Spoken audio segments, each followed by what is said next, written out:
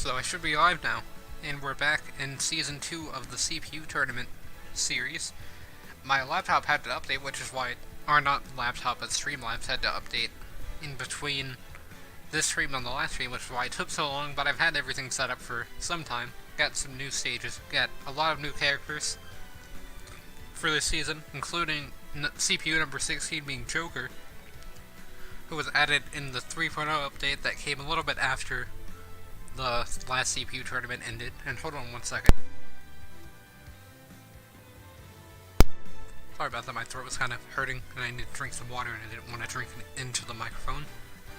But yeah, we've got a lot of good characters in this tournament actually, which kind of surprised me that there were so many like high, top, and then there's like the highest of high and like top tier, and then there's the lowest of low, so it's kind of strange. But yeah, we've got Dark Pit, Yoshi from the Crafted World, I believe. I don't think this is just a regular Yoshi, but I can't really tell from here. Dr. Mario, Lucina, Ganondorf, Isabelle, Green, Mr. Game & Watch, Wolf, Palutena, Pikachu, Rob, Bayonetta, Villager, Youngling, Daisy, and Joker. So, guess we can go ahead and start this. No reason to shuffle it, as, you know, every character was randomized.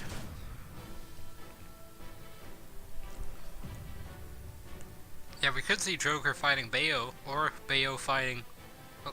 Okay, we could see Bayo fighting Dark Pit, Bayo fighting Joker as well. We could see Dark Pit fighting Wolf, or Wolf fighting Bayo, or Wolf fighting Joker. There's like so many combinations here of meme fights. Yeah, it's gonna be Ganondorf versus Isabelle as well, I just noticed that. So that's gonna be great. But yeah, it is the Crafted World Yoshi, I believe, or it might be. Yeah, it is crafted actually, because it's not really woolly, I think. I'm actually just not sure, and I'm gonna stop guessing, but yeah, we've got Mementos being the new stage that was added in Season 2 here, sorry, 3.0 update, but it's gonna be Season 2 of this. And it does seem like Dark Pit does have a lead here over Yoshi. Sending it down air.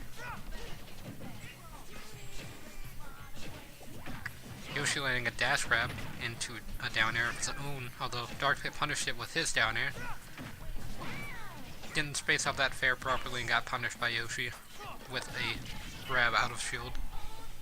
Or I guess egg for Yoshi. Got the parry into another grab, and has not taken the lead yet, but he's done a lot of damage. Dark Pit just kind of seems to be staying ahead at a pretty constant rate though. So, don't know if Yoshi can come back from this one at the moment, but we've still got 3 more minutes of this fight, and Yoshi's still alive at 130.6, so pretty much anything can happen at this point. About a 20% lead for Dark Pit now, or I guess 26, but Yoshi landing a back throw, making it less than 10, although he did get punished for doing sub special by Dark Pit's down special.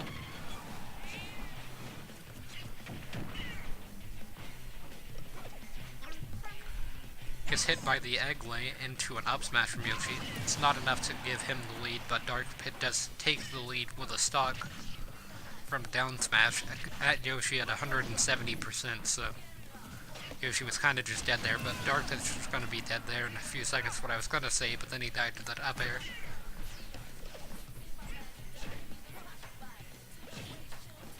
Yoshi being at 69.2% here, Dark Pit being at 19.3%. Yoshi's got a long way to go to get back from this kind of percent loss, I guess. Could see this go to sudden death. This stage is a rather large stage, so I don't know if it's going to be legal forever, but 3.0 update still kind of gets enough hype around it to allow me to leave it in. Might even do custom stages for the final or whatever. But I don't know about that because I don't really have any good custom stages. Like, I have good ones, but they just don't always work properly. That's my thing with that. Yoshi going for edge guards. It's not really working. I mean, down air, it might kill, but it launches directly upwards is the problem with it. forward air, if you don't even, like, even if you misspace it, I guess is what I was trying to say, you still kill with it, because it's just a strong enough move to kill. Up air obviously kills, but he did kill with up smash there, and then back air is also good for edge guarding. Yeah, I said obviously kills because it killed Dark Pit there, in case you were wondering.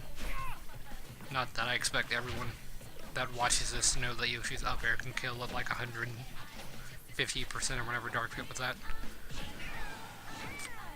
Speaking of 150%, Yoshi is at 147.2, so it's getting close.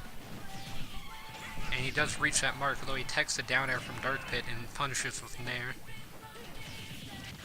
Dark Pit does land an up air, and it is going to be enough to kill Yoshi. So it's 1-1. Dark Pit at a 44% disadvantage here, or I guess 44.1.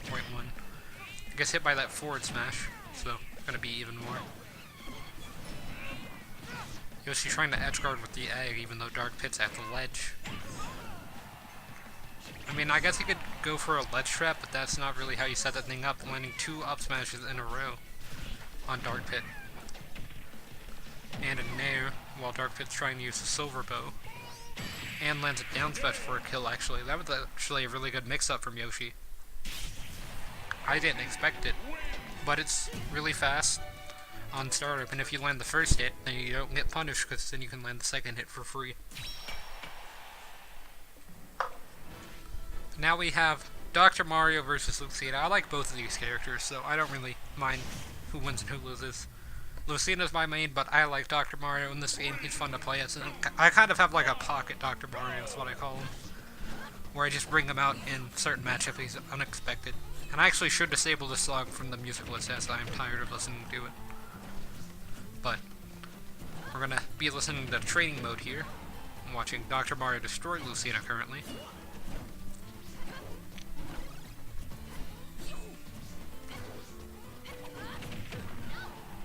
Lands a down special.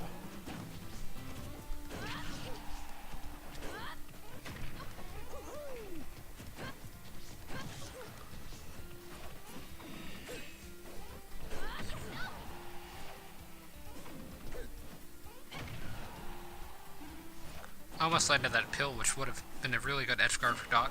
Lucina somehow teched into a wall jump animation, kind of. Kind of strange. Lands an up smash on Doc, punishing his air dodge in, although it wasn't enough to kill. That forward air got really close to killing, but it wasn't enough either. Killed that upwards for an upward angle, but Dr. Mario's back throw is almost going to be enough to kill, but Lucina can DI. Up special, hit through the stage, kind of, so that was strange, but back throw there is going to be enough to kill for sure. Dr. Mario's back throws being one of the strongest moves in the game, or not moves, but throws in the game.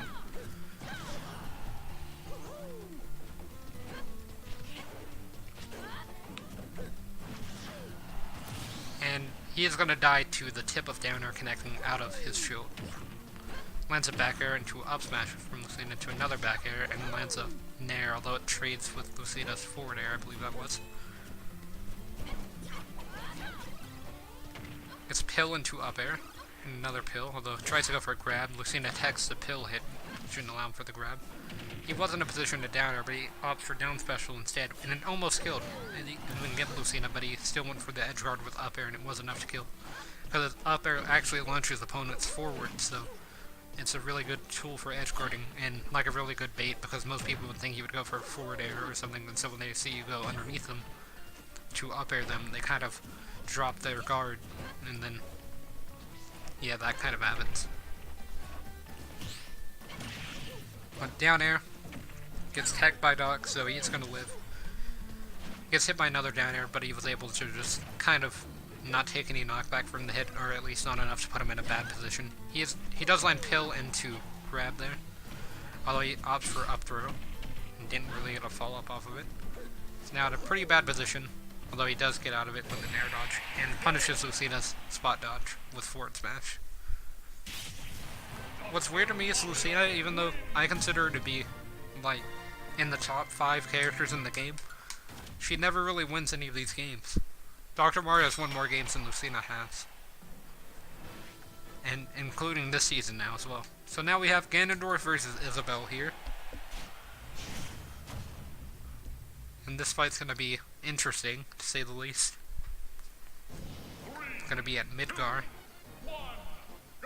Isabelle's home. You got the King of Evil versus Ganondorf here.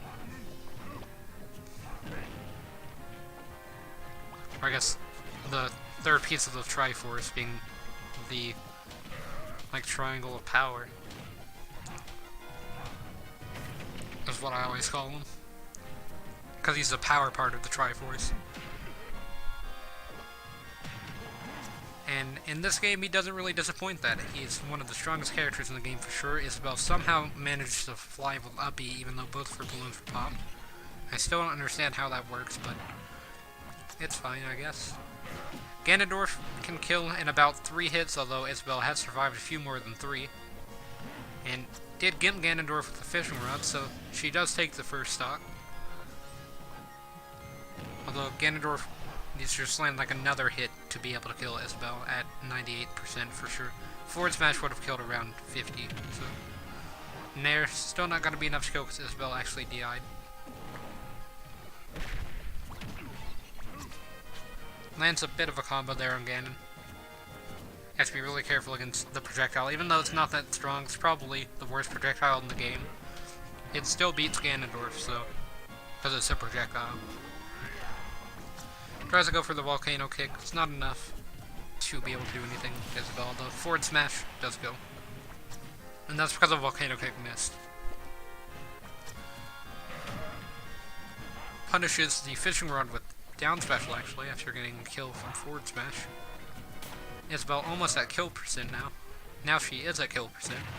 And he almost landed the forward smash, but Isabelle kind of hit through the stage with that down air. Hit with a nair on Isabelle, and Isabelle punished him with 2 fairs, actually. He is doing a really good job of edge guarding Isabelle, actually, although she does get back to stage, because her recovery is really good. She's got the balloons, and she's got a fishing rod, so it's kind of hard to beat that. She can recover from pretty much anywhere on the stage. Forward air, almost killing from the other side of stage. But once again, Isabelle DI'd and actually punished Ganondorf's edgeguard with back air, and it was enough to kill Ganon. Although he did kill Nair. So now we're back at an even game. We are at Midgar, so it's going to be a battlefield-like stage, giving Isabelle the advantage here over Ganon, as Ganondorf doesn't really do well with platforms. Not that he does bad with them or anything, but he does land an up smash and it does kill, getting a 0 to death on Isabelle. It has its advantages for Ganondorf, like being able to avoid projectiles pretty easily, but it makes it harder for him to combo. And what little combos he has. Because at certain percents they just start to kill, so yeah, it's kind of a problem. Now we have Green Mr. Game & Watch versus Wolf. And yeah, that's pretty much it. We do get to see Wispy Woods. I will be keeping better track of how many kills he gets this season compared to last season, so I will start counting from this episode and going on, instead of starting to count from episode 13 and then moving on. Or somewhere around there. It was much later into the 16 episodes, not including the Contest of Champions and anything like that. Any extra parts that I had to do.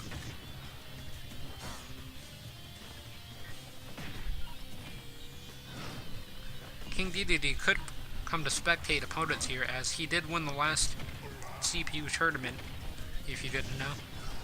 He somehow managed to beat every other competitor that was there. Game & Watch is actually doing a really good job against this wolf. For some reason, I consider him like the worst character in the game, and he is doing well against...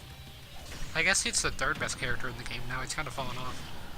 But so is Pichu, so I might have to reevaluate that some. Now that the game's turned a lot more older compared to what it was in 2.0, the tier lists are starting to become a little bit easier to make. But yeah, there is Dedede spectating his opponents here. Either one of these could win or lose, but Game & Watch actually lost his stock there and then punished Wolf's jump with a down air, which took a stock for him. Throwing out a chef there to be able to get safe backstage and try to punish Wolf's approach with the forward air, although Wolf just rolled through it, so it didn't really do anything at all.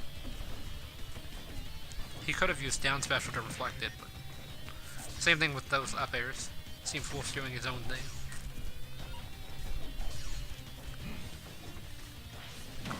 Does land an up special, which is kind of a mix up there. Wispy almost getting a kill there. Wolf is just a little bit off from dying to Wispy. Basically, if you don't know what a Wispy kill is, it's any kill that happens because they got stuck underneath the stage, and it just gets them. So Wolf was insanely close to being underneath the stage, but he was just like right in the perfect spot. If he would have been a little bit to the left there, then he would have gotten gimped.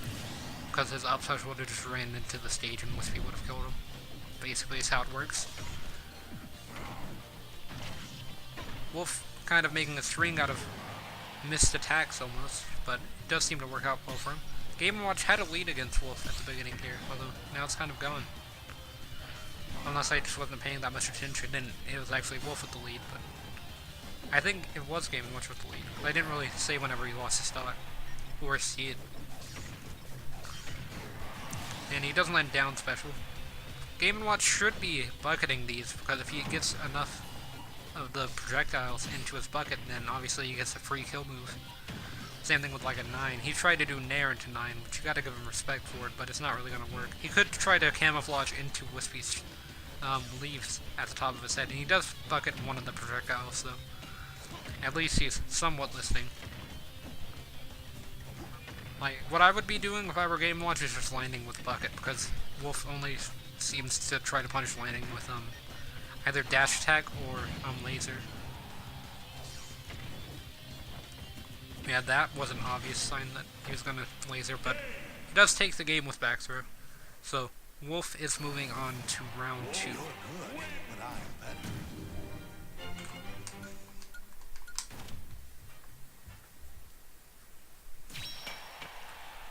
We'll be having to fight Ganondorf, actually. It's going to be a few more interesting matches, it looks like. Now we have Palutena versus Pikachu. Both of these characters are considered some of the best in the game, so let's see who wins. Might be an interesting fight. I honestly don't know who's better out of these two, because that's another thing that's come with the 3.0 update, is not knowing which top tier is better than the other, because they all have their own advantages and weaknesses. And I guess both of these are an A tier, so that's why it's hard, instead of just them being an S tier. Although Palutena probably could be an S tier, actually.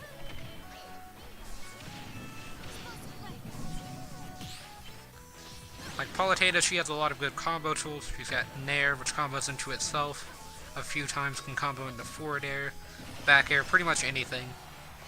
You've got up air, as well as a really good combo starter, and it can kill. She can space with forward smash, she can punish spacing with explosive flame, she can punish get-ups and stuff like that with up smash. Her down smash has a one block, same thing as a forward smash, so you can just push people off stage sometimes if they mess up their recovery. Although she does have a lot of ending lag on some of her better moves, so you have to watch out for that. She also has a teleport recovery, so that's both a good and a bad thing, because teleport recoveries are kind of strange. Like, you can be underneath the stage and die sometimes, even though it looks like you wouldn't be underneath the stage, and then... But you obviously get the advantage of being invincible while you're in the teleportation area, or whatever you teleport into. Nobody really knows what happens during a teleport. They just move from one place to another, but while they're moving, I guess, is when they're invincible. They are also kind of difficult to 2-frame as well.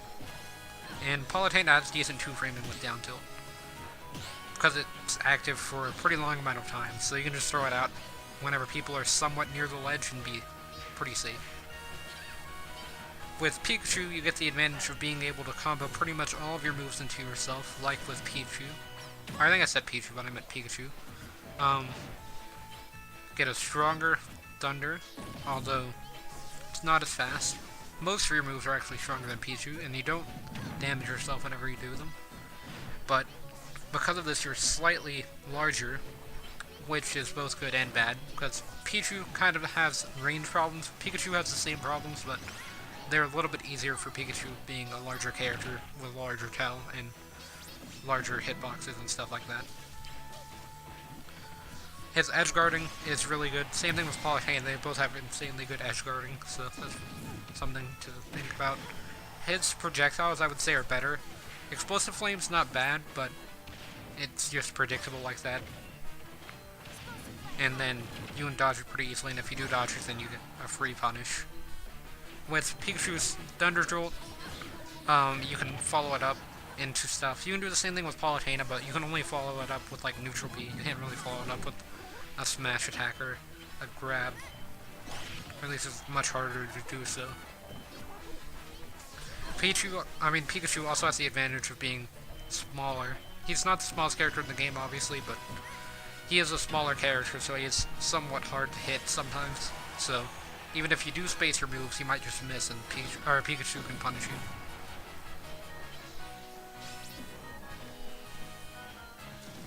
His recovery is also one of the best in the games.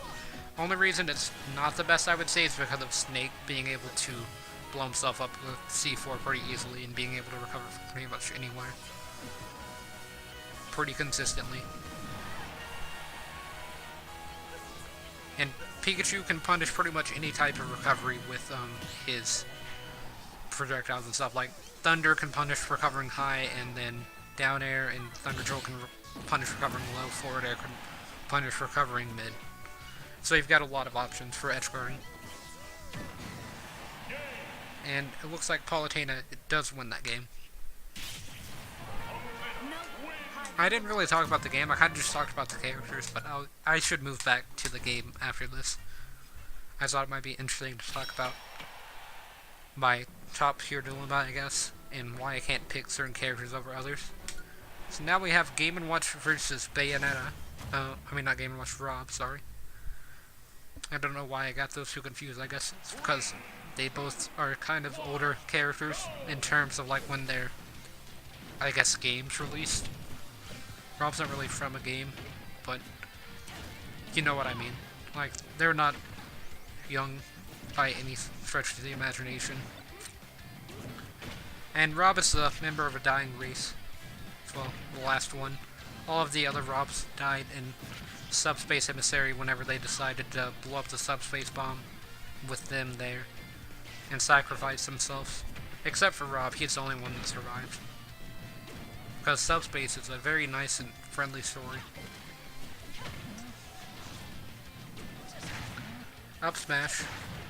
And another up smash from Bayonetta, doing some damage, although that up smash does miss, so Rob's starting to learn.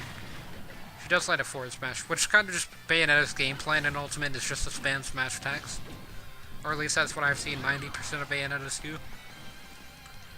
I mean, I guess it's really 50-50. Okay, so 50% are just spamming smash attacks, the other 50% are spamming side special and up special. I'm in the 50% that spams side special, but sometimes I go over to the 50% that spam smash attacks. Because they're really easy to space, but I mean, I guess that's it. And then with side special, you get to do Bayo combos, even though they're not as strong.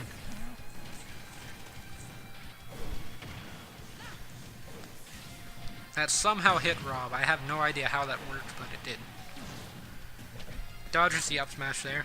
The up smash would have killed Rob, actually.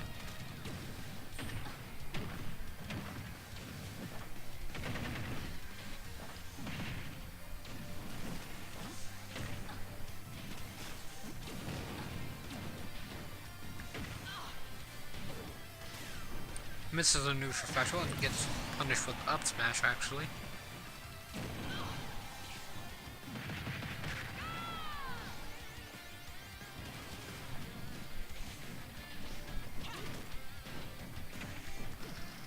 Rob doing another down throw to up air, though it didn't connect this time either, because the CPUs can match faster than the speed of light.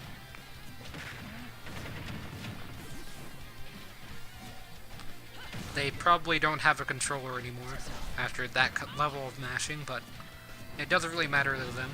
Rob landing in Nair.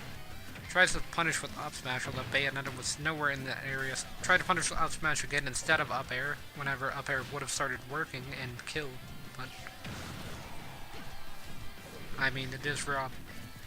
Not that Rob's a bad character. He's definitely a lot better than Bayonetta. Some consider him top tier, but I just see his gameplay as really predictable and he's too slow. Like, oh yeah, I'm just gonna spam down special and try to follow it up with attacks, or I'm gonna spam down throw to start killing at 160% or whatever. But he did kill us back earlier. His recovery is also pretty great, although it doesn't really have a lot of startup, but you can't really do much out of the jetpack animation. So it's kind of exploitable. You just get edge guarded. Like what I do with Lucina is just hit him with it, and then he'll come backstage, hit him with it again, until he runs out of fuel or he somehow gets past me. Like by air dodging and mixing up his approach in the air. But even then, he's at a pretty high percent, so it doesn't really matter that much. He's just going to be off stage in a few more seconds.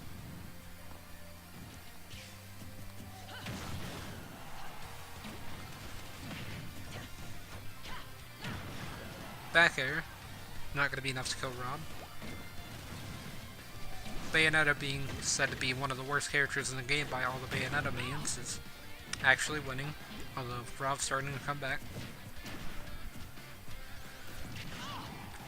Definitely wouldn't have happened if this was Smash 4. I actually didn't own Bayonetta in Smash 4. I'd never bought the DLC for Smash 4 until like 2 days before Ultimate came out, and I didn't even buy the Bayonetta one. But she did kill with Neutral B there. I bought Ryu, Lucas.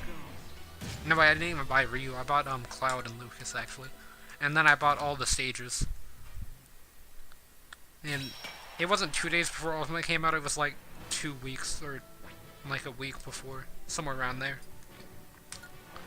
Now we have Villager versus Youngling. So you have Isabelle and Villager in the game, although Isabelle was eliminated.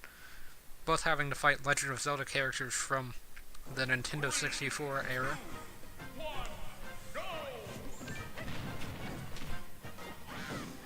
That were both added in Melee. Although I don't think Isabelle and Ganon fought on a Pokemon stage. No, they fought on Midgar, actually, so a little bit of a difference there, but I mean, I guess I never finished Final Fantasy VII, so I don't really know much of the differences. I still need to finish that game, but as I said a few times, it's just too slow for me. Like, I thought it was going to be much faster than it was, and even sped up with the speed thing. I just couldn't do that consistently because it made it hard to play. Like, I knew it's going to be a slower game because it's an RPG, but even Pokemon grinding is faster than that game's story. And then, like, I died, but I had no idea how to save the game, so I had to restart all the way back at the beginning after fighting the Scorpion boss. So that was fun. Although I did play 2 times speed on that for sure. And it made it go from like 20 minutes to 10 minutes. Youngling is not doing that well against Villager though. Landing another back air edge guard. The tables have definitely turned in this match. I would think that Youngling would do insanely well here. But just like with most top tiers, they don't really do well unless they fight other top tiers. They for some reason die to low and mid tier characters. Although Villager's probably mid, I would say. He's very annoying for me to deal with. Like, him and K. Rool are probably the characters that I get annoyed at the most. I don't really mind Younglings that much. I can get around them a lot, but Villager's side special spam, it just annoys me so much. Like the Void Rocket that he keeps doing every 3 seconds. Especially like the sound effect. Because every time that I hear it, I know that he's just going to do another one in the next 3 seconds whenever it explodes or I run into it. Not going to be enough to kill out of that combo though. I don't think Youngling could make the reverse 3-stock here. No one has ever made a reverse 3-stock. So, if he is the first, it would be very impressive at this rate, for sure. He is at 123.6% last stock. He's got 2 minutes and 30 seconds to get rid of 3 stocks against Villager, and he blew himself up with his own bomb.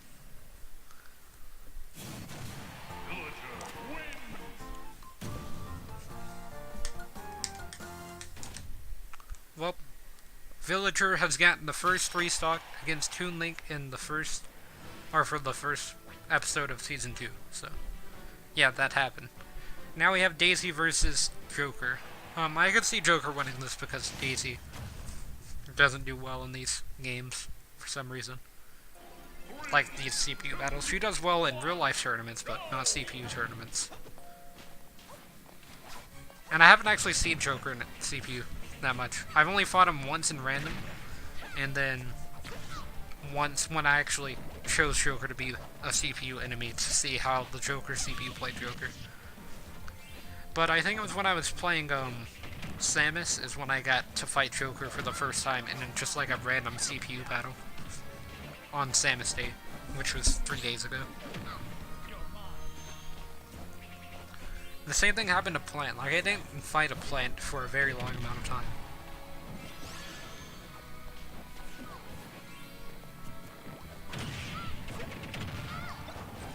Down air to up air coming out from Joker. He does have Arsene on the field, so that means his hitboxes are now the size of the map, and they do massive damage. Still not good enough for him to be top tier, though. Like, you know that the characters that are broken, like Daisy and Peach, are completely unbalanced whenever Joker's not even considered top tier. Or at least I don't consider him top tier. It's mainly just because of his playstyle without Arsene is kind of bad. He's just like a worse version of Greninja, but a better version of Sheik. He's like less consistent Greninja, I guess. And with Arsene, he's like Greninja with Rage.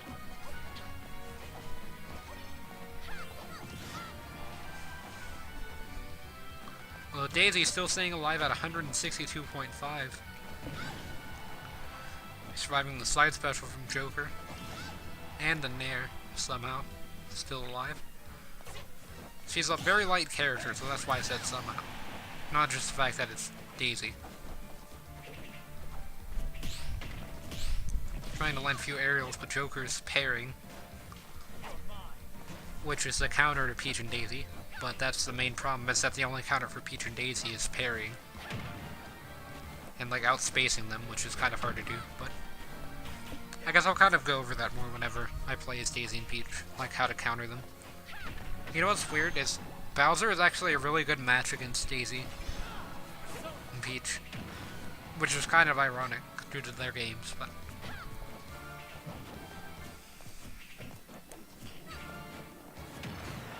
lands a back air after reading Joker's second rule. He did have Arsene out, so it could have made him have a much bigger advantage than he currently does, although Daisy's starting to read Joker, which isn't that great for him. We could actually see this go to sudden death at this rate. It's been 3 minutes and they're both down one stock. Daisy does take the lead and Joker uses invincibility to get around Daisy's edge guard and take back the lead with Arsene.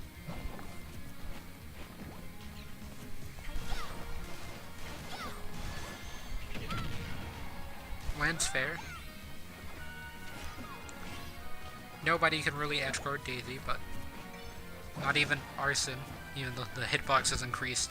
Her Paracel still covers her enough. But if they made it slightly shorter, then I think Daisy would be slightly worse as well, because she'd be much easier to edge guard. Other than, you know, whenever they just float at the blast zone, and then you can just throw something at them. Like a bomb is Link or something. For an edge guard. But whenever they're directly underneath the ledge and they have to up B back stage, it's really hard to edge guard them unless you, like, back air. But even then, they snap to ledge pretty quickly, so it doesn't matter that much.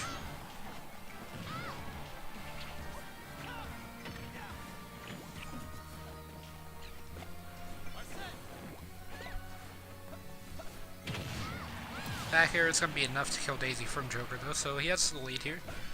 Got 40 seconds left of the match, so Daisy could just take back the lead here, although Joker DIs, so he is safe. Joker does have Arsene on the field, so he could get a pretty big advantage here. If he stays alive, then he wins the game. If he doesn't, then he has to go to sudden death, most likely. And it looks like we're going with sudden death.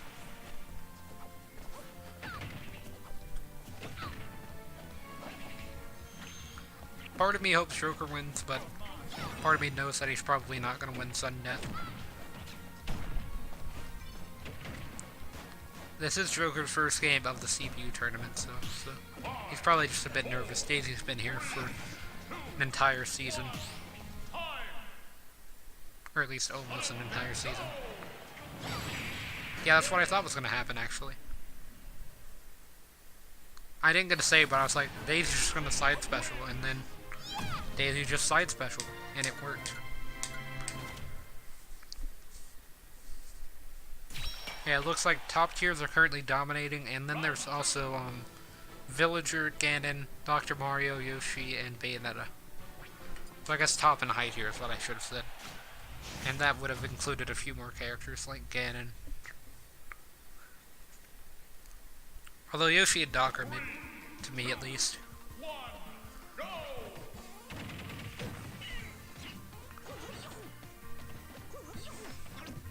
Doc with a pretty early lead here.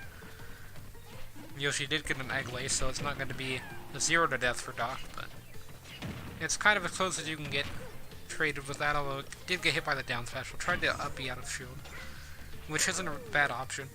Kind of a mix-up, but now lands down air to up air. The up air launches the opposite way Doc is facing because he hit the backwards hit, and then lands up smash, which also launches the opposite way and kills Yoshi actually. So that was a pretty fast Doc, especially compared to the last game. The games are going to be much faster from here on out because all the characters that made them slow are gone. Well, I guess Daisy's still in. You know Daisy camped out Arsene pretty hard. I mean, I guess she died every time Arsene came out. But then again, she made it where she didn't die until like 150%, so. Doc's at 133 here. Yoshi's just trying to avoid him and play safe. It's not really working out for him that much. As soon as Doc gets in, he gets in some decent percent, although Yoshi did parry that because it wasn't true. Gets a nair. And then Doc punishes his forward air with down special, but it's not going to be enough to save him there. I believe if he would have air dodged backstage, he could have made it back, but would you risk your air dodge as Dr. Mario if it meant that you couldn't be protected to Yoshi's fair or like Yoshi Nair, and then you would just die anyway? I guess it's kind of like a lose-lose scenario, unless you win. But that could be taken out of context and mean a really weird thing, lose-lose scenario, unless you win, but it kind of makes sense in the context of that recovery. It's kind of the same thing as Smack, like would you risk your air dodge to be able to recover, which I would, because even if you do air dodge, or even if like you save your air dodge, then most of the time you won't be recovering anyway. Yeah, up smash from Doc, gonna be able to kill Yoshi there. He has a 45%, or 45.3% disadvantage here for Yoshi, and a stock as well, so. Doc's going for down airs, they are just a bunch of free hits pretty much. They kill at higher percents. And they do decent amounts of damage on each hit.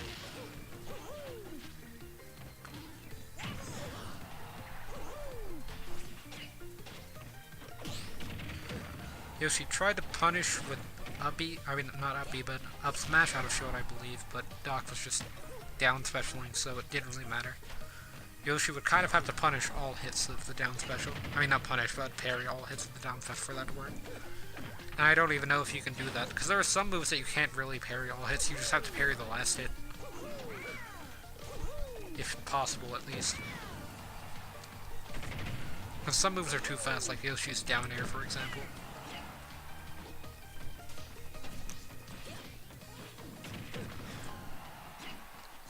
Doc's still living at 174.9%, Yoshi's at 91.5%, both of them parrying pretty much everything, although Doc did land into that nair. He does have a 91% disadvantage, not 109% not disadvantage, but advantage over Yoshi. So, it's still pretty much his game, although Yoshi could come back from this. It's not a 3-stock lead or anything. Back throw's going to put Yoshi in a pretty bad spot, although Doc chooses to up air for the edge guard. Does hit on the reverse hit, though. Down special still not going to be enough to kill Yoshi. Goes for the fair. Yoshi punishes with down air though. Gets a lot of free percent for that.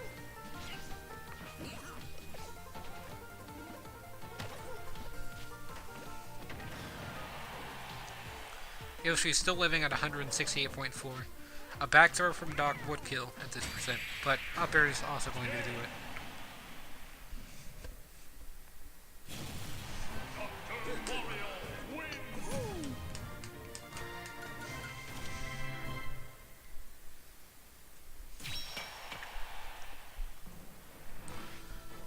And now we have Ganondorf versus Wolf.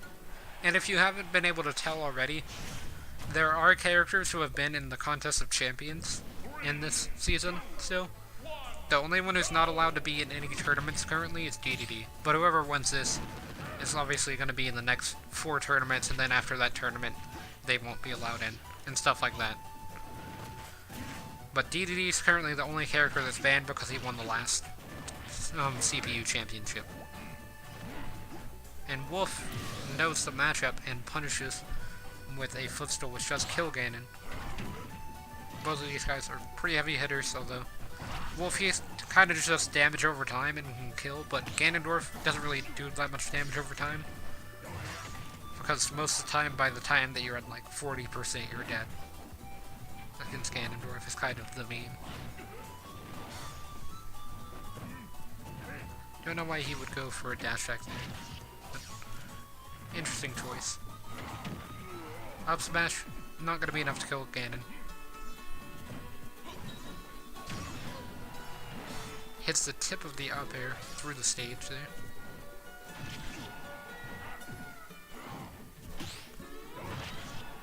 Fair from Wolf, not going to be enough to kill Ganon. Thought he was going to back air Wolf, but instead he tried to down B, which Wolf punished with up smash, which makes sense.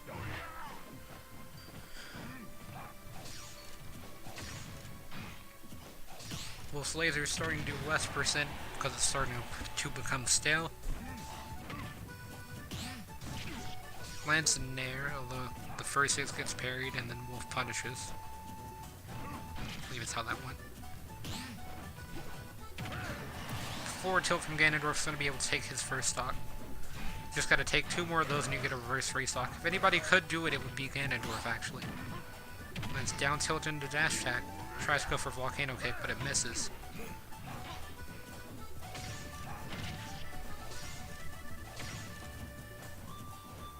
Ganondorf's doing some weird mix-ups. Parries the gun and its hitbox as well. I mean the laser and the gun hitbox.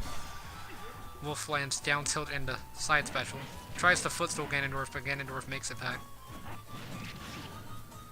And a back throw as well into laser, which is going to be enough to kill Ganondorf actually. So yeah, Wolf with the 2 stock. Ganondorf surprisingly couldn't kill Wolf actually. And Ganondorf actually did less damage than Wolf did as well. Yeah, now we have Palutena versus Bayonetta. Kind of polar opposites here, but I guess that's what will make the fight interesting. Gotta be at Wily Castle. Interesting stage, as both of them kind of benefit from having a Final Destination stage. Palutena gets more use out of her projectiles and Bayonetta gets a better combo game due to the lack of platforms. And by better projectiles, I mean it's harder to avoid the projectiles on like a Mega stage or a not Battlefield, but a Final Destination stage due to the lack of platforms to run away from. But yeah, Bayonetta got footstooled there and her up smash wasn't enough to save her. Although she didn't try to wall jump. I guess it wouldn't have been enough maybe.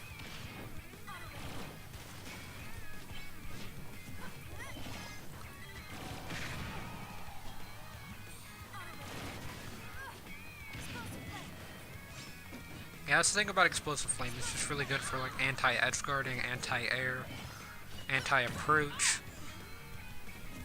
It's just like anti-spacing. It's pretty much good for all of those things. And then auto reticle is just good for just getting in a few hits.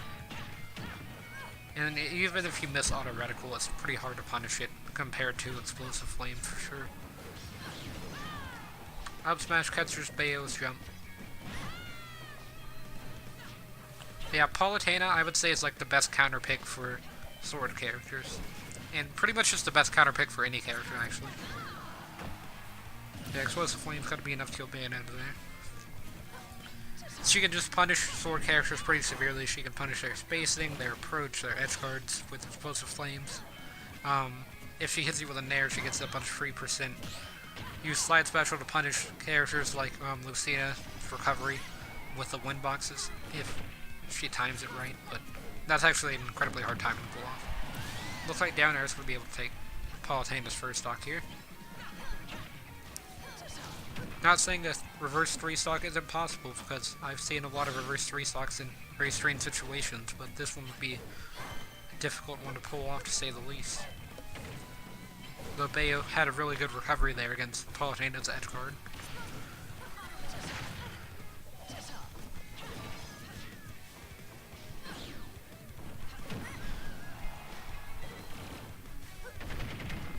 Punishes the nair with up special actually. There's another up special and a side special angled upward. And then the up air is not going to be enough to kill Bayo. She is going in the air a lot though, which Palutena can punish. And it looks like nair is going to be enough to kill.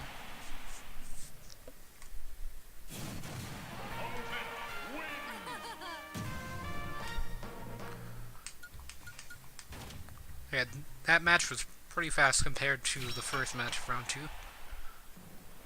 Now we have Villager versus Daisy. I think Daisy wins this one, but I'm kind of interested because Villager was able to take Young Link out of the equation.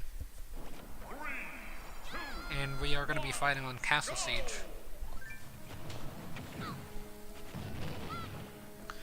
Gets the tech read.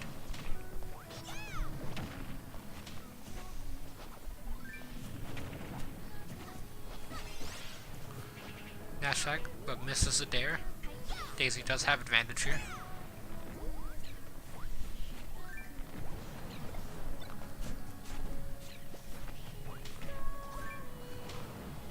Villager's starting to try to zone. That's not really working out. I mean, Daisy can get zoned. Like, Daisy and PJ both can get zoned pretty badly. But they do have a lot of good ways to get out of it. Like, they can't stop you from zoning, but they can make it where they can get out of it, and then you just have to reset the zone setup. Like against, Simon and Richter. If they just start spamming projectiles, Daisy can't really deal with them that well at the beginning, but eventually she can just get around them if she knows the pattern that you're doing. But if you mix up your patterns a lot, then it's a lot harder for Daisy and Peach to get out of those situations. Bit of a dash dance on Villager. Does up air to forward air, so I can see why she did it, I guess. Lands the forward air there for an edge guard, and it kills Daisy. Much lighter character.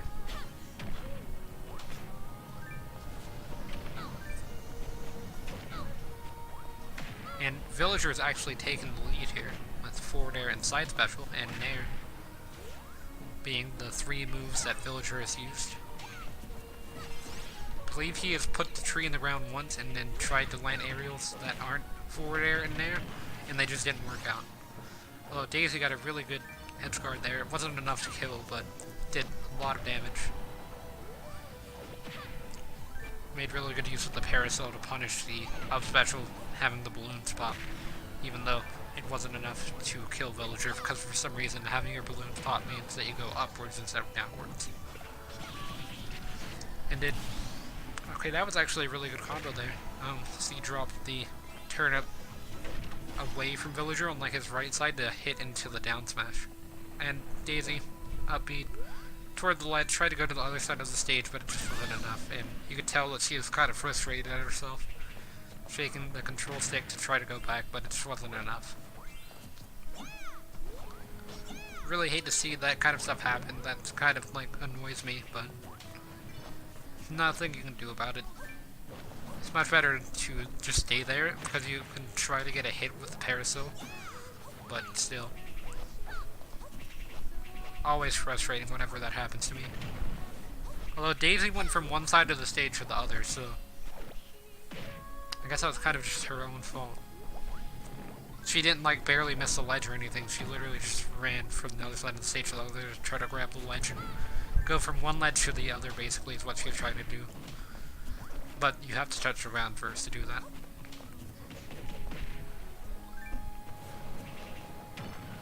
As you can see, once Villager got in and started zoning, he was doing really well.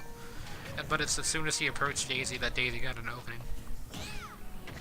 So I guess that's another thing. If you just stay back whenever you're zoning, Daisy has to throw turnips at you to hit you, but if you just dodge your turnips, or bombs, or Saturn, or whatever she gets out of the ground, then, you know, you're safe.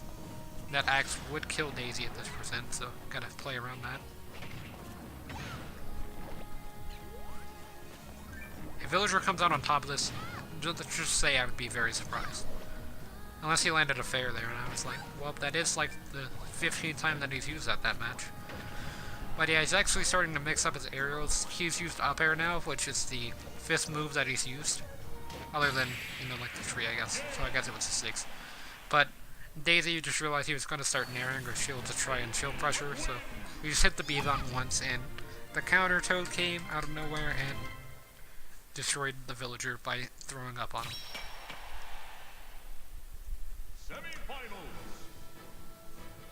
Yeah, now we have Dr. Mario versus Wolf, and then on the other side of bracket, we've got Palutena versus Daisy, so Dr. Mario being the only non-top tier that is left in this match. 3, 2, 1, go!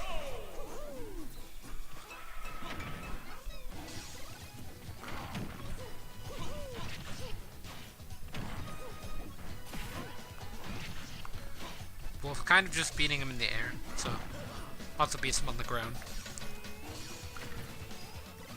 Reflecting his pill even.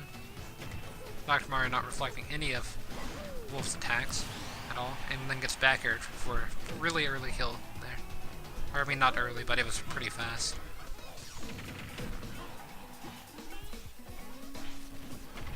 Could have seen a down air there, but instead Doc chose a nair to get a follow-up, it looks like. Did a lot of percent off of that small little string.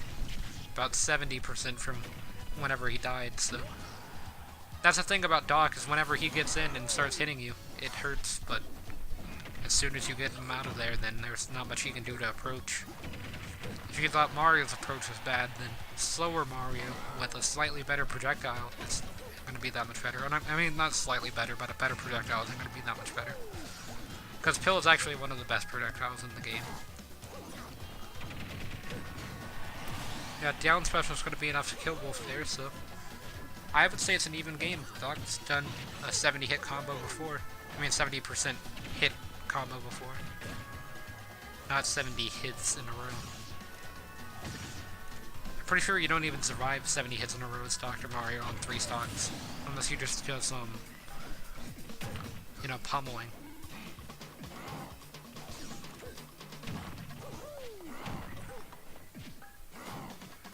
Doc chooses to get out of there, probably the best option. If you're far away from Wolf, 90% of the time he's going to laser, so you just reflect the laser as Doc, and then when Wolf reflects that laser, you just reflect it again for the no mix-up.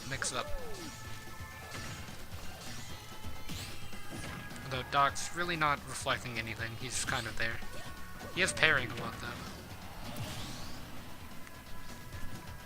I don't even think Doc's used his cape once in the entirety of this season.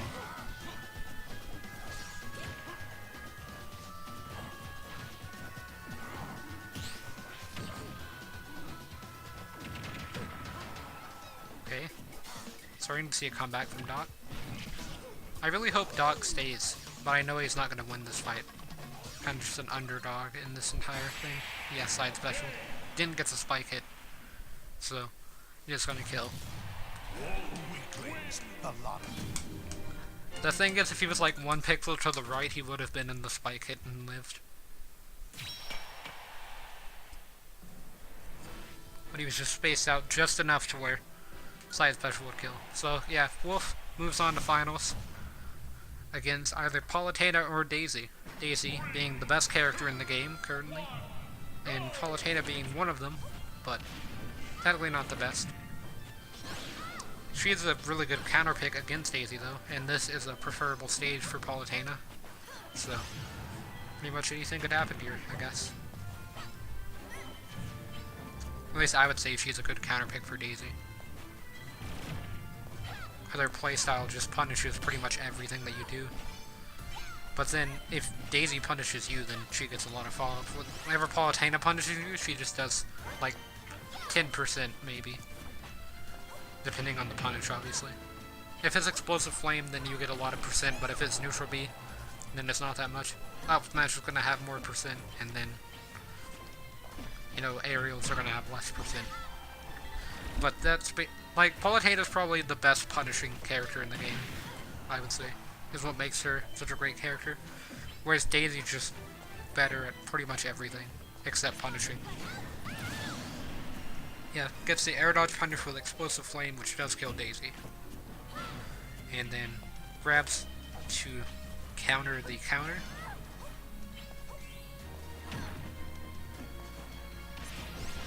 Lands an up air just on the smallest part of the hitbox that one connect. Doesn't go for the back air. Pretty surprising. Back air would have killed Palu unless she teched the hit, which she obviously could have teched the hit being level 9 CPU, but would have been impressive to see. Lands a rapid jab for a bit of percent.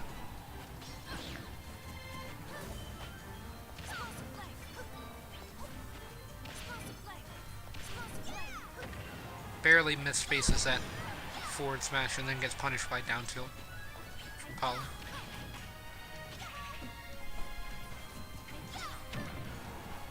Back air for Palu, almost killing Daisy there. Not enough to though. And dash attack's gonna be enough to kill for Daisy. So yeah, Palutena died at 160% there, so this game still has some time to go. And if you don't know, the up tilt from Daisy, the sour spot of it combos into the sweet spot.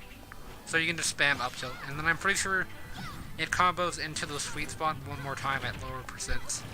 But at pretty much any percent, you can just do sour spot of up tilt into up tilt sweet spot. Although it doesn't really kill until much higher, as up tilt's not that strong of a move. And you can tell the difference between up tilt and up smash because with up smash they have like a little ribbon that goes around their hand, whereas up tilt is just like the flower or the heart that you see. But it is kind of hard to differentiate between them, and that was an untechable hit, so Daisy was dead. She can still come back from this as that was a pretty high percent. Oh, and I just realized this is Smash 4 music. I actually need to turn off Smash 4 music because I don't like it that much. Like the in-game music, not the music from other games, but the music for Smash. It could be because I listened to it like 700 times, but that might be the reason, actually. Not that it's bad, but it just gets, you know, outranked by every other song from the other Smash games, including this one. Like, think about it, we could be listening to Smash 64 music right now. I don't know why, but Smash 64 has, like, some of the best music in pretty much any of the soundtracks of this game. I mean, by soundtracks, I mean, like, the playlist. For, like, the Final Fantasy playlist has 2 songs in it.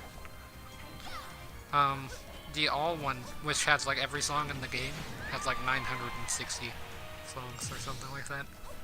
Just an absurd amount. I don't remember how much the Persona has, but it's a decent amount. And Explosive Flame's gonna be enough to kill to kill Daisy and take the game, not kill the game. No character has made it where they could kill the game yet. There is not any melee Jigglypuffs.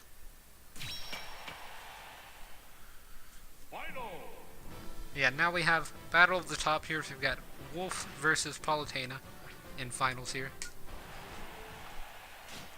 Sadly, Joker was eliminated game 1 of his first tournament. I guess it's just nerves. Maybe in the next tournament he'll do well that he's in, because I feel like he will be in another tournament. Of course, it's on Pokemon Stadium 2, but yeah, I feel like Pokemon Stadium 2 and Kalos Pokemon League are two of the most common stages.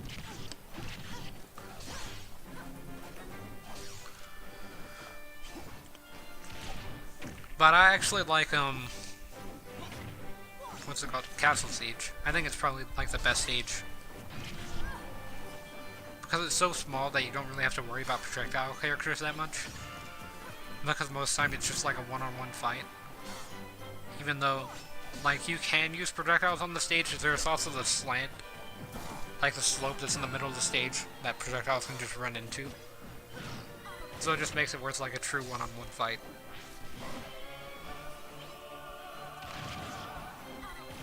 But it is smaller, so you die much faster. Back throw from Wolf is not going to be enough to kill Palutena there. Yeah, that was a really good read from Wolf. He knew that Palutena was going to recover high.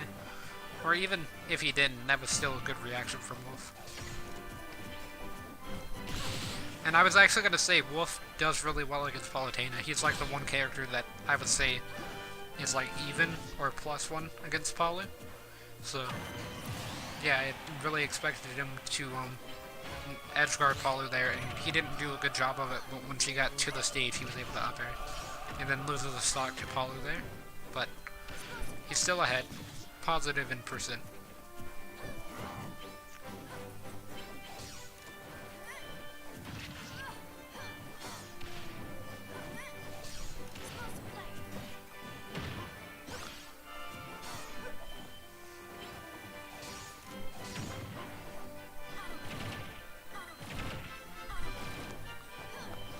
I was wondering if we were going to see another neutral B.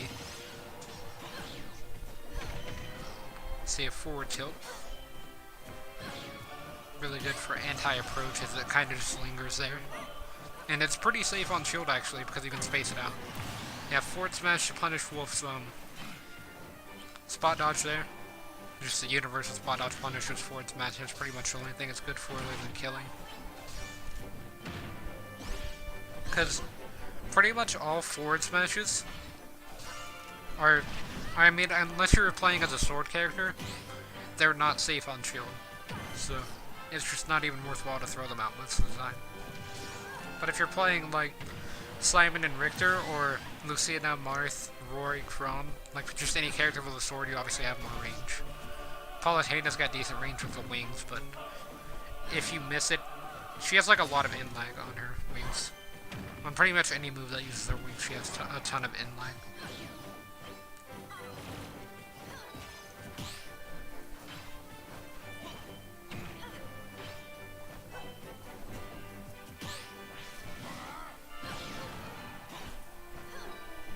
Up air could have killed Wolf there, but he was able to avoid it.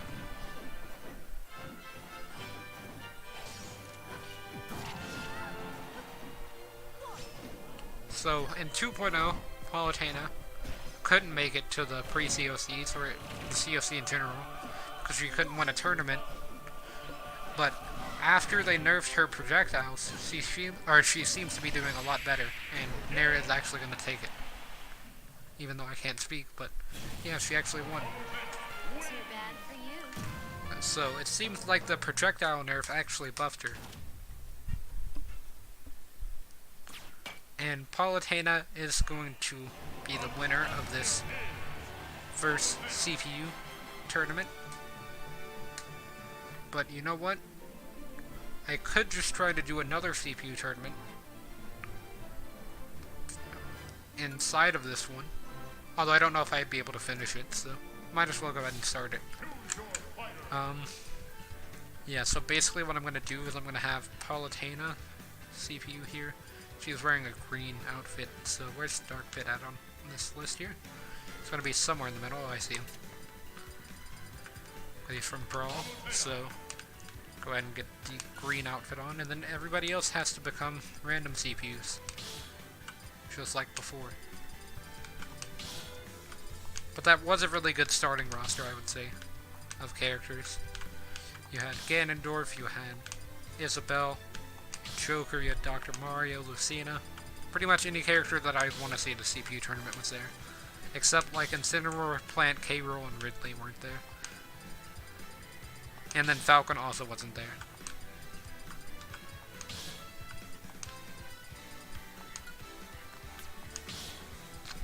I would have to manually put in the Meteor Fighter and Light Gunners and stuff like that, sadly.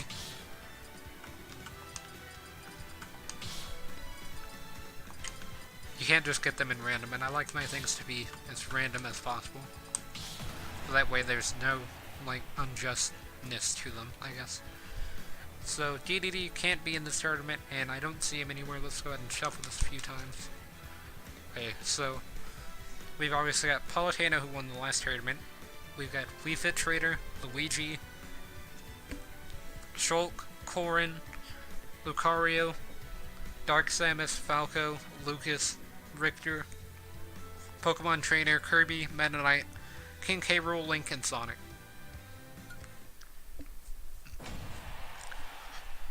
So not a bad tournament. If Palutena gets eliminated by Wii Fit Trainer, that would be the biggest surprise in any CPU tournament. Like, I don't think anything could top that. Other than Dr. Mario beating Palutena in the finals in the last tournament, but he didn't even beat Wolf, so...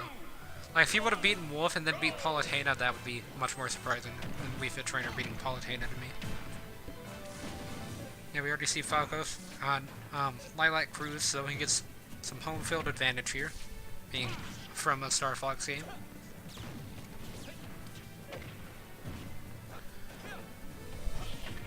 Gets some damage at the beginning to take the lead, although Dark Samus is going for a few Zairs and grabs.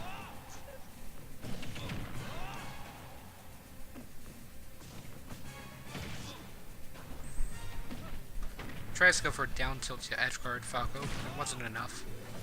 The bad thing about Falco is that he's not really going to kill Dark Samus until like 130%, or somewhere around there. Or that's whenever his kill moves start killing, so could even have to wait for longer than that to see Falco actually do something against Dark Samus' disadvantage. And you can see Dark Samus takes the first stock with Nair.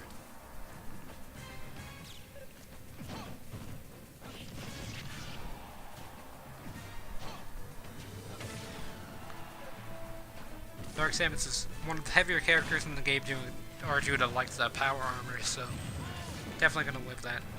Gets side special into Zair. Hadn't really seen that combo actually. Falco landing a Nair, knocking Dark Samus to 155.7 after the side special. Still not dead yet. Even if Falco does kill Dark Samus, he's at an 81.2% disadvantage after that stock. Could even be at a 2-stock disadvantage, although almost gimped Dark Samus. He was able to tech the up special from Dark Samus. Can't really tech an up smash whenever there's no caves of life above you. So Dark Samus with a 2-stock lead currently. Still not dead at 175.9% to Falco, so forward smash is going to take it. We could see a reverse 3-stock here, although it's pretty unlikely at this rate.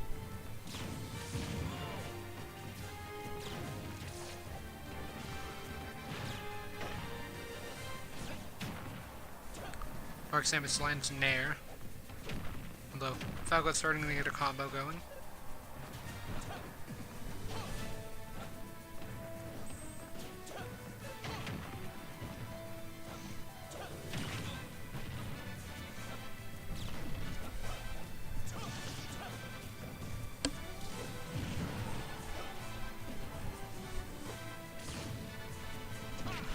Forward smash to punish the spot dodge there. It's not going to be enough to kill.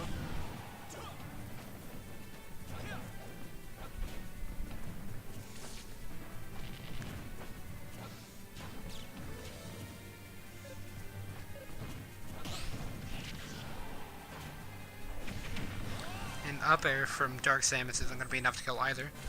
And let me just answer the phone real fast. I'm going to be quiet for a few minutes.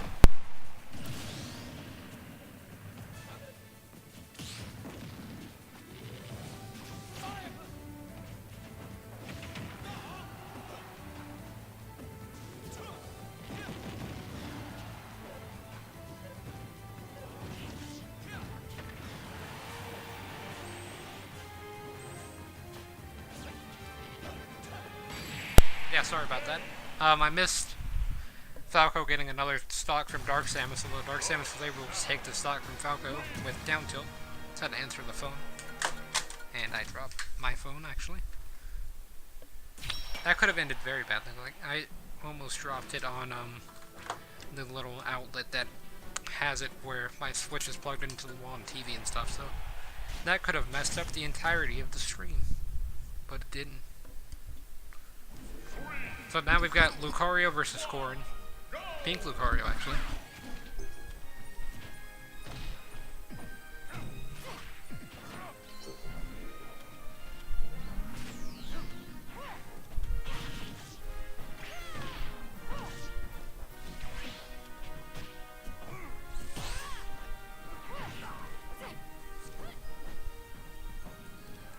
I just realized you can see inside of the rooms back there. Or not inside of the room, but you can see inside of that window in the background here.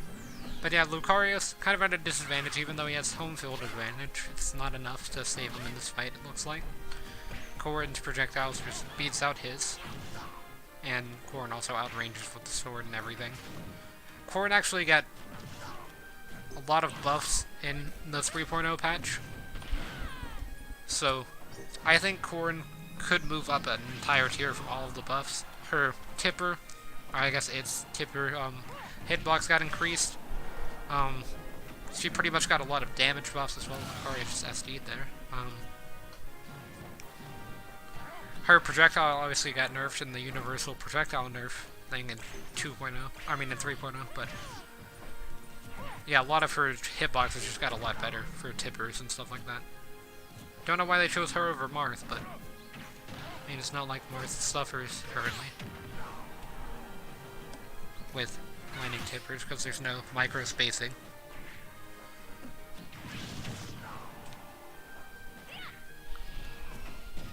Oh, and yesterday I learned that Kirby can actually gunslide with Joker's neutral B, because Joker can do a gunslide technique where he basically just like wave lands kind of. He air dodges forward pretty much as soon as he lands on the ground, which kind of just sends him slightly forward. The closer to the ground you do it, the more like distance you get, but it doesn't really have that much use. That's been discovered. Like there have been some combos that have been continued due to gunsliding, but it's mainly just strings because gunsliding takes too long. Corrin with an SD. That's a very common spot for CPUs to SD actually. Like I've seen a lot of level 9 CPUs just lay on the ground as soon as the platform rises, and they're actually just on the ground so then they get left behind.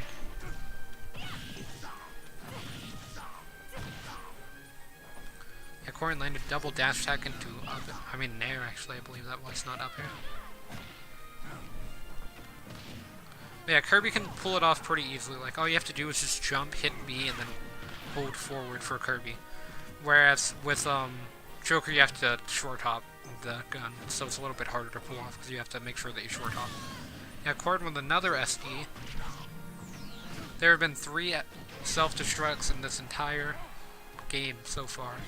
So, pretty much Lucario can win. He's about to be at maximum aura. And 4%. Now he is at maximum aura, so it's definitely winnable. The bad thing about being at maximum aura is the fact that you're at 120% now. Well, now he's at 140, but you know what I mean. And the Tipper hitbox for Corrin got increased, so kinda just die. And Corrin turns into a water dragon thing. If you can't tell, I've never played a Fire Emblem game. Yeah, now we've got Shulk versus Orange Luigi. Because why not have Orange Luigi? I'm pretty sure it's a reference to Mario Bros. Like the arcade game with the crabs and the turtles. There's a stage about it in Ultimate where you can pick up a crab. In Luigi, it's starting off with an up special out of, I believe that was landing Nair into, sweet spot of up special. And it seemed to be true.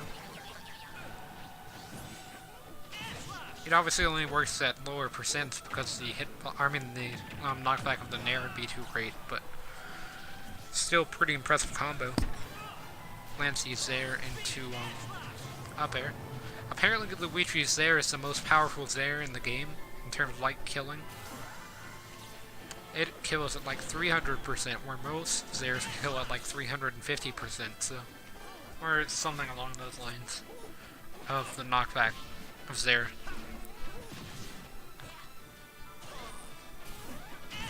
I saw that somebody on Reddit had made a spreadsheet of all of the moves in the game and when they start killing characters with 100 weight value, which those are characters like Cloud, and I believe Mii Sword Fighter also has 100 in the weight value.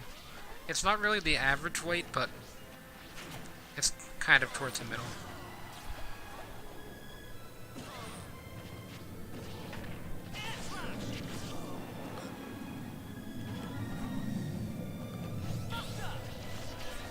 Okay, Luigi's gonna start taking some damage here with Buster. Unless he just completely outplays Shulk. That could be an option. That was like the best punish I've ever seen. Because all Shulk did was just try to side special. Because for some reason that's just what Shulks do. And every time they do it, they get punished. Or they SD. SD I mean, sorry, my voice is disappearing.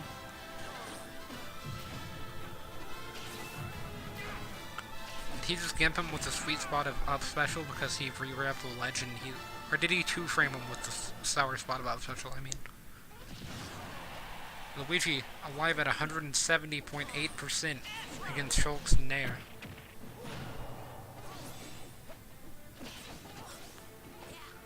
This is literally the best Luigi I've ever seen. Doesn't even matter that he died there. He's just gonna run up him up special. No, he's just gonna grab because he's gonna mix it up.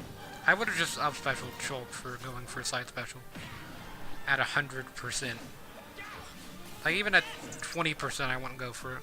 At 0% actually I would not go for side special as Shulk. It's just not a worthwhile move to do.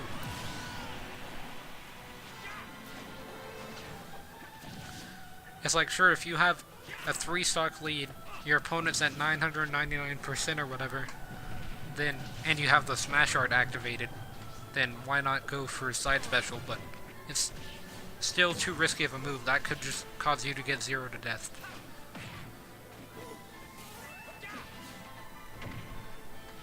All from one move. Especially with Smash Art activated, because it just increases your knockback to absurdity. Yeah, I do see Luigi winning this. I don't think Shulk couldn't come back from this. I also just don't think the Shulk player is that good. Even though it's a CPU. With frame perfect reactions, it's just still not as good as this Luigi. Yeah, this is how it starts, is you get to the final stock.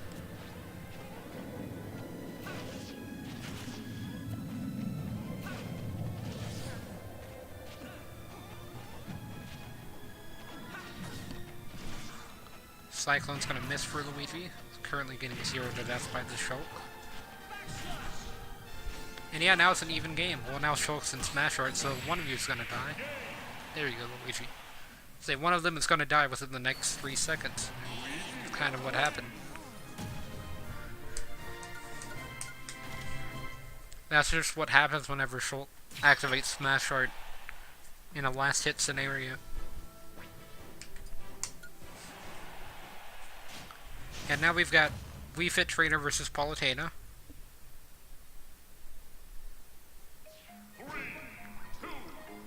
Palutena, who won the last tournament. That is, so. Which wasn't actually that long ago. It's probably like 15 minutes. So, having 15 minutes of being non-warmed up, I guess, after playing 4 games in a row is kind of bad, but See, she seems to be doing pretty well against Wii Fit. Wii Fit has gone Super Saiyan, I think. Or no, she just has, Sun Salutation. What I mean by Super Saiyan is, Wii Fit Trainer can get the deep breathing active and then just do like a 0 to 80 combo on you with Nair. Because of Wii Fit Trainer. Like, that's just a thing that can happen. And she can also edge guard with the soccer ball, which has a massive spike hitbox if you're right next to it.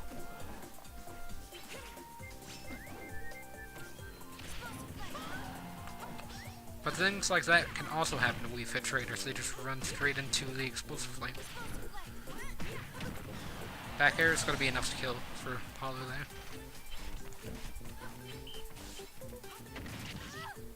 I was kind of skeptical on it, but as soon as I saw her just continuing to go at the same rate, and then I knew that she wasn't going to make it. And then Wii Fit evens the game with up smash, actually, so 0 to 0, or I guess now 16.3 to 0, with Paulo's in the lead. Wii Fit Trainer trying to camp on top of the platform for some reason. I guess for the soccer ball to connect, but it's not really a worthwhile thing to do. So that up smash did give Wii Fit Trainer the lead over Palutena. I believe this is the first time that she's had it.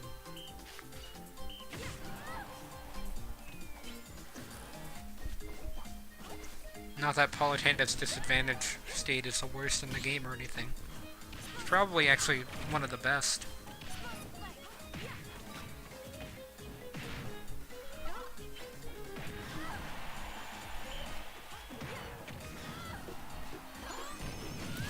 And Wii Fit Trader getting the snipe with neutral special. Now has a 70% lead and a stock, so might as well increase that with dash attack, which is actually surprisingly safe for Wii Fit Trainer. I honestly could see Wii Fit Trainer moving up to like the bottom of high tier eventually, but for now she's like in the middle of mid tier to me. There's not really anything that's particularly bad about her. She's kind of just average, and then she's got deep breathing. Like, imagine if any other character in the game had deep breathing. That character would instantly become top to high tier, for sure. But it's just because it's on Wii Fit Trainer that without deep breathing, she's pretty much just like a useless character. But with it, she's kind of just 0 to death you. As you're about to see. Well, I guess never mind that.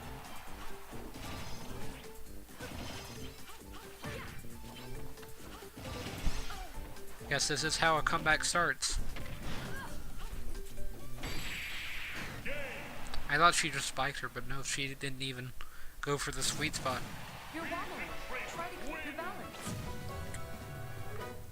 As I said, surprising. Wii Fit Trainer just beat Palutena.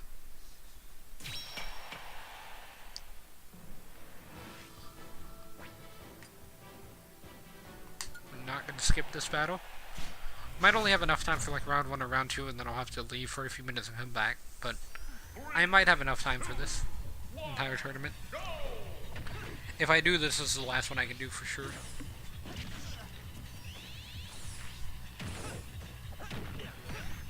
Actually, what time even is it? Let me check my phone instead of looking at the screen. Okay, so it's 7:57. So I've still got some time. Link blowing himself up with the bomb. Oh, it's Link versus Sonic. This fight's gonna go to, whatever it's called. I can't remember the name now, for some reason. Sudden Death, that's what it's called. We're gonna be here for a very long time, unless Link starts to pop off. I know Sonic's gonna camp more than Link is. As surprising of a statement that is.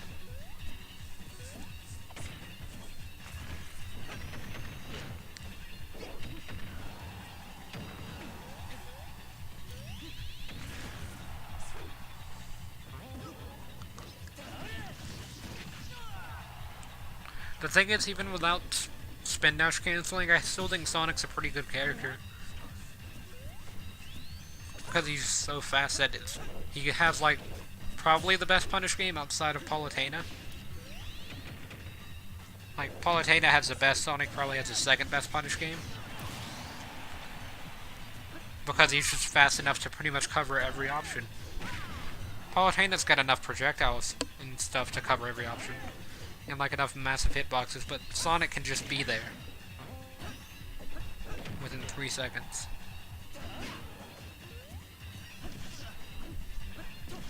He does have two moves that kind of are the exact same thing.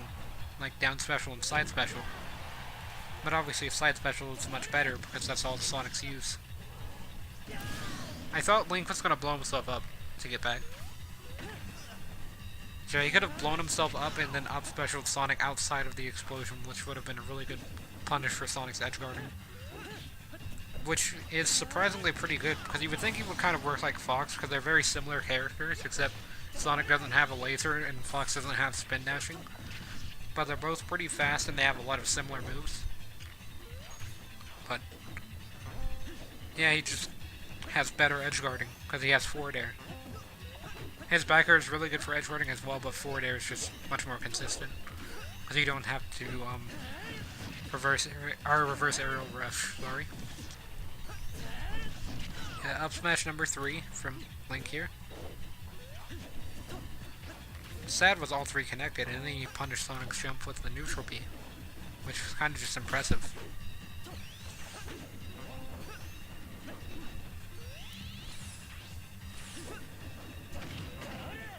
I thought Link just did like a really smart boomerang play and would like recover really low to hit Sonic with the boomerang and get them, but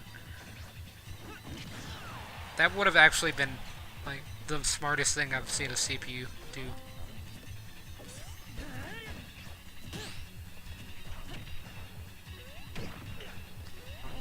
Because like whenever I lose to like one of the level 9 CPUs, it's probably just my failure instead of them being that great or anything, but because like I know that I mess up a lot in this game, because I like just sometimes watch back the videos on where I messed up to see what I could have done better, but it's kind of hard to do in the moment.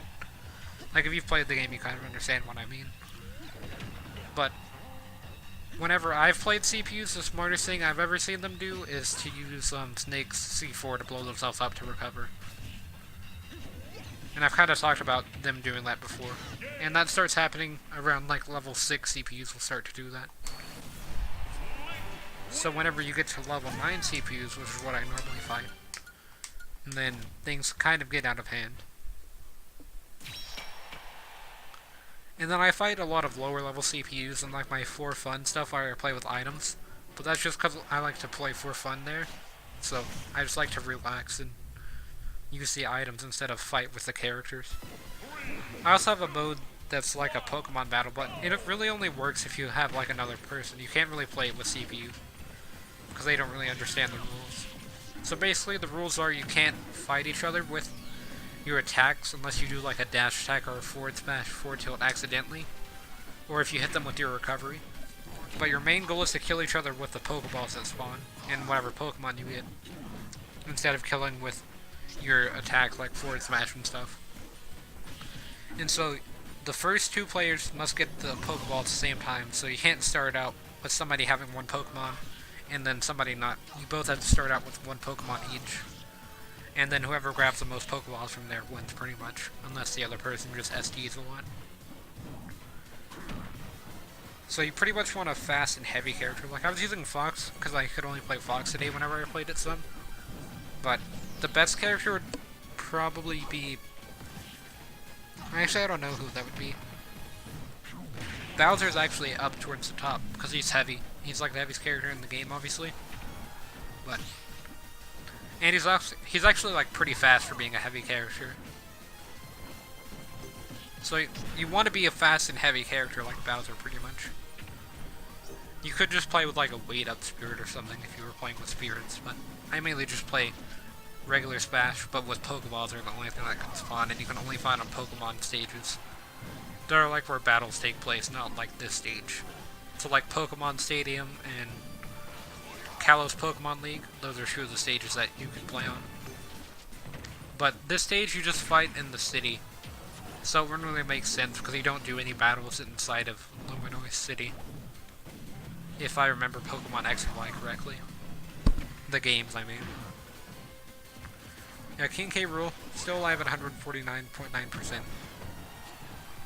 He's like the only character that I struggle fighting against in this game. But I've kind of just learned that you just have to let the K Rool do whatever they want to do. And just let them have control and just punish them. Is the best options. So if they like to down smash, just punish their down smash. Like, don't run over there and try to dash attack them. Just wait for them to down smash and like shield it if you need to, and then punish because it has a lot of in lag. Or like short hop down air them. Just whatever you need to do that doesn't involve you getting hit by the down smash.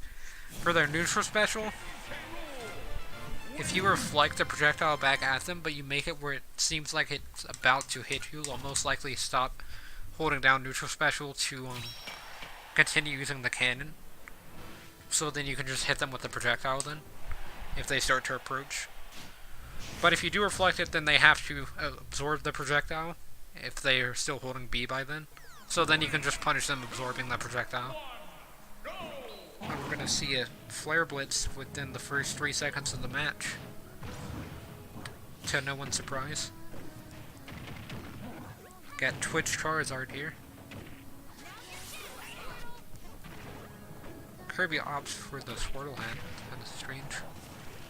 I mean, I guess it's good for anti-Ivysaur. Because you can just use the neutral B to gimp Ivysaur pretty easily.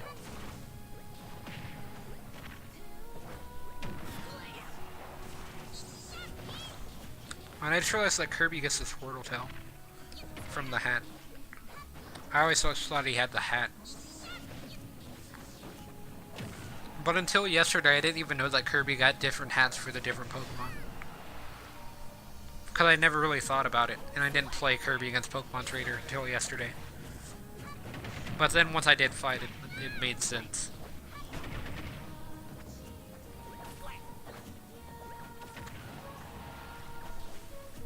Ivysaur's neutral special being the most useless of the three. With Charizard's, it's the flamethrower, so you get a lot of damage out with that.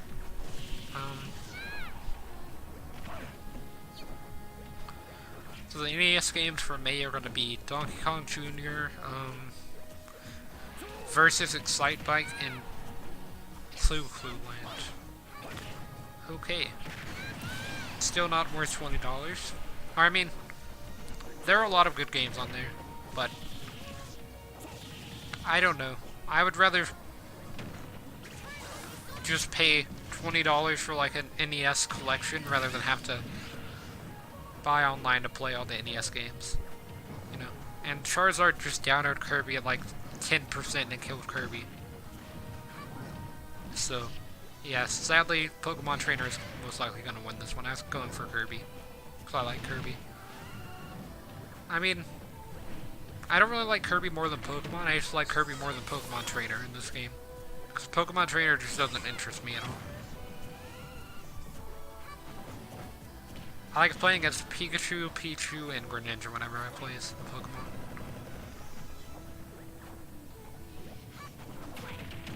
Not because they're good or anything, but it's just the ones that I like to play as because I like their playstyles a lot more than Pokemon Trainers. I mean Ivysaur, except whenever you need to recover.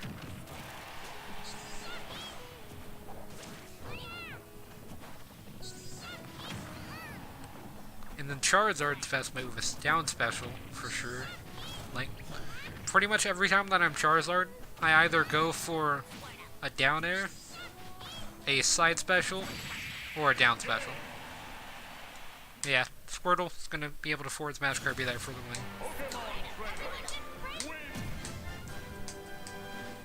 Which I guess is kind of why I don't really like Pokemon Trainer that much, because you've got one useless Pokemon, you've got one overused Pokemon, and then you've got Squirtle.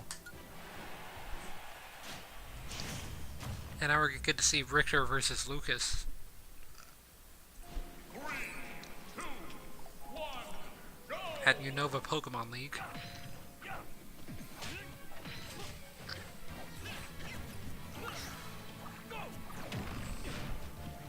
So we get to see a lot of projectiles in this game, looks like.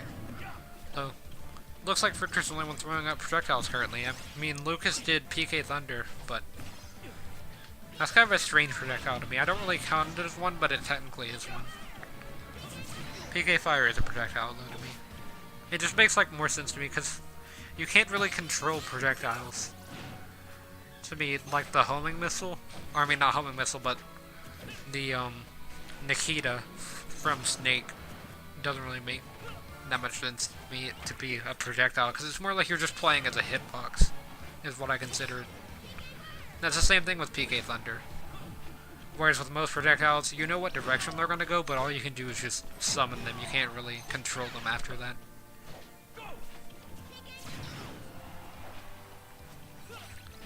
And Richter dies. The thing is, at the beginning, Richter was doing so much better than Lucas was. But then you gotta remember, Lucas has PK Freeze. But you know what's weird? Lucas's up smash isn't a projectile. That seems like a projectile to me, but it's actually not considered one because you can't reflect it. Or it might just be an unreflectable projectile, but there are very few of them that are unreflectable. And there are some that require like certain conditions to be reflected, like Inkling Splat Bomb.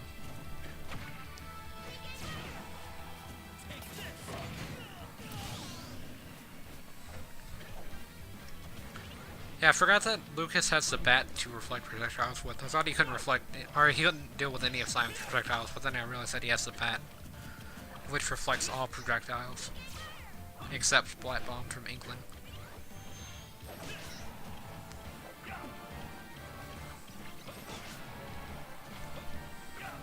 Got Shaman Landform, who's just changing the Sky form in the background. Unless I've been getting that wrong the entire time, and that's not how the form things work for Shaman. Because I've never actually owned a Shaman. I believe Shaman was Gen 4, and I actually have not played Diamond, Pearl, and Platinum. Or I think I played it once, but I haven't owned it, I guess. I own every other generation other than 4. I have played Heart Gold and Soul Silver, though. So technically that's a Gen 4, but that's kind of just like a Gen 2 remake. Like on the 3DS I have every generation except for 4. I've got Pokemon Red and Gold on the 3DS eShop emulator thing. And then I've got Omega Ruby and Alpha Sapphire. And then I have White version 2, Pokemon X, and then Pokemon Sun and Ultra Moon. Or I think it's Moon and Ultra Sun actually. Is the versions that I have. And then I also have Let's Go Pikachu and Eevee. So that'd be the only reason that I'd want Nintendo remakes is to actually play the games again. Or at least have like a version that I could get all the Pokemon in. Because it's kind of hard to complete the Pokedex if you are missing a generation. Or it's actually pretty much near impossible. There's like 100 Pokemon that you have to get. And of course you can get them in the later versions, but it's still pretty difficult to do. I managed to get all the Pokemon for the Living Dex, or I mean not Living Dex, but National Pokedex in Moon, but I couldn't get it in Ultra Sun, because I kind of stopped playing it. And then in Let's Go Pikachu and Eevee, I did get the Pokedex completed. Although I had to give up my shiny Mewtwo hunting to get it. So I wanted to get a shiny version of all the Pokemon in that game because it's pretty easy to do, but then again I have to get some from Pokemon Go, and it's kind of hard to get all the shinies with Go. I still need to get shiny Metland. I have missed the last event that you could get Metland in. Or the shiny version. Because I was just too lazy to set it up.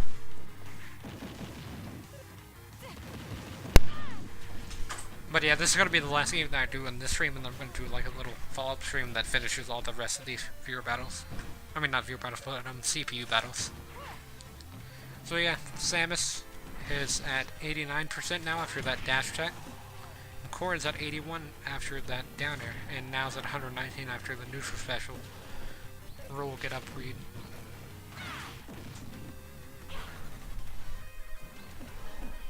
I guess just roll and read, not really roll, get up. I'll let Samus just be reverse neutral special on Corrin.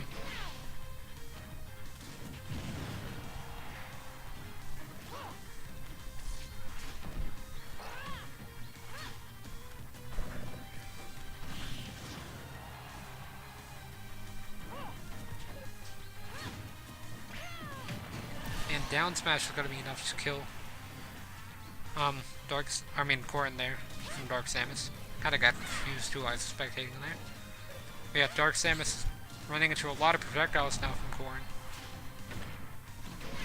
I like how to set in my guide of Dark Samus, she's much more of a, it is much more of a defensive zoner than most zoning characters. Like, a lot of zoning characters are aggressive. I guess Corrin's kind of defensive.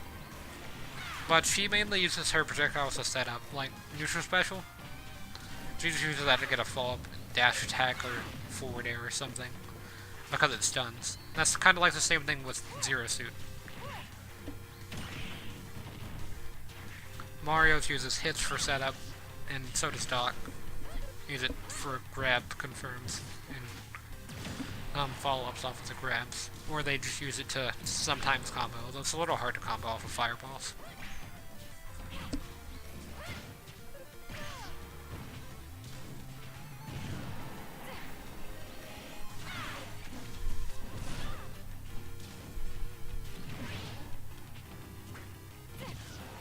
Back air from Corrin, not going to be enough to kill Dark Samus there.